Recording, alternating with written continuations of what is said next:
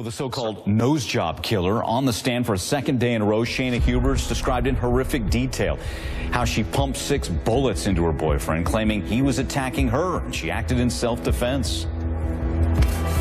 I recall Ryan standing over me and grabbing the gun that was sitting on the table and pointing it at me and saying, "I could just kill you right now and get away with it. Nobody would even know."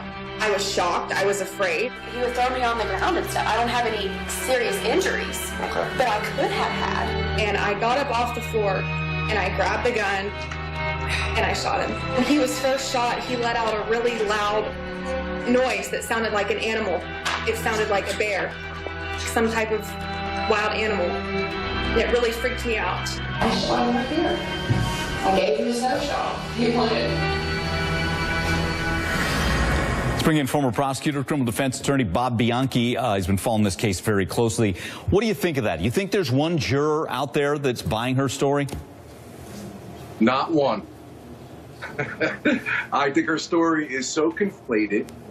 It is bizarre. It contradicts the statement she gave to the police.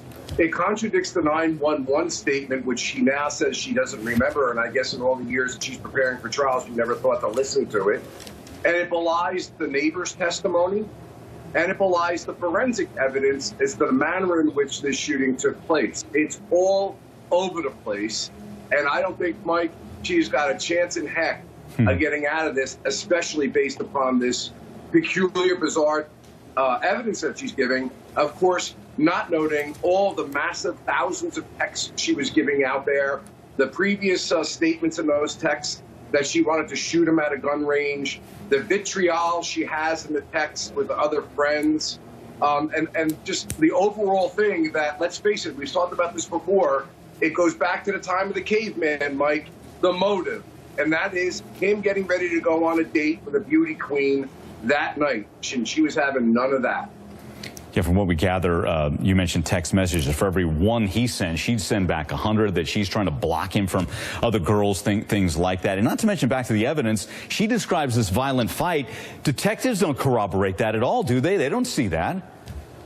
No, they don't cooperate. I mean, you don't see what you would typically see at a crime scene, and I've been to thousands of crime scenes and handled lots of cases, and the bottom line here is if there's a violent struggle, you're going to expect there's going to be transfer of DNA. She indicates at one point in time he grabbed her hair and pulled it. Well, you would expect to see that kind of activity. You would expect to see the apartment in disarray. And she also gives a very contradictory statement, Mike, where she's saying that she got thrown around and she was down on the ground, and then he apparently goes behind the table. Of course, she has to be committed to him going behind the table because we know that's where he was shot.